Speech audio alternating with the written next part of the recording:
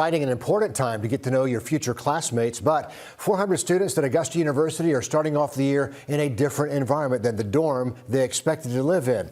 Taylor Martin has a look at some of the issues plaguing Oak Hall.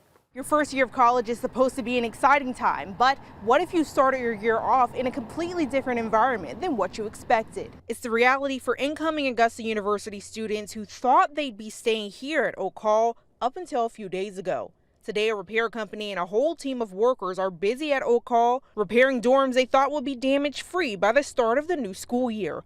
But thanks to flooding back in April, water damage is still inside of the building. A statement from the university says, as we work diligently to secure housing arrangements for our incoming students who have been affected by this delay, our goal is to ensure that they will be able to enjoy a first semester experience that will be as similar as possible to living on campus in accommodations that are healthy, safe, and designed for creating community. But this isn't unfamiliar territory. Students were in the same situation a year ago, but back then, mold grew at both Oak Hall and its neighboring dorm, Elm Hall.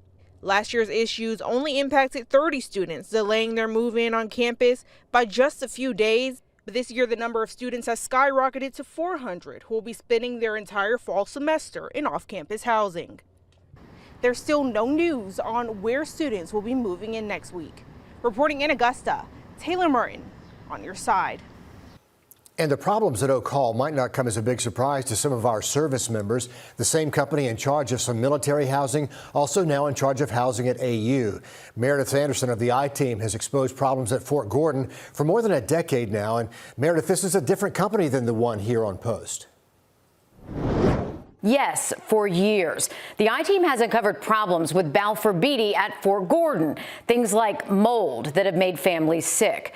But Corvius has been in hot water for mold at places like Fort Bragg, now Fort Liberty, and Fort Meade. So moisture issues, not exactly new territory. But take a look at how much territory Corvius covers in Georgia when it comes to colleges and universities.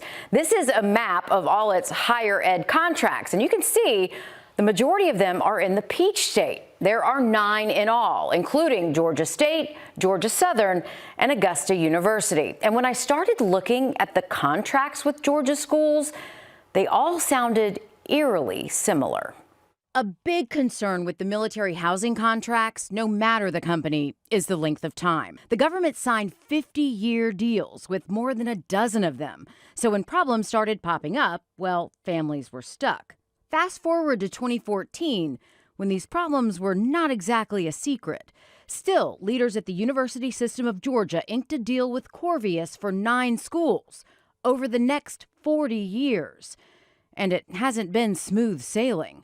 In 2019, Georgia State students complained of mold and around 60 had to be relocated.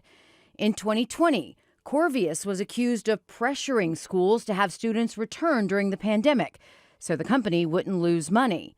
Senator Elizabeth Warren and Representative Rashida Tlaib even sent a letter to Corvius's management asking if it was putting profits above public health during the pandemic.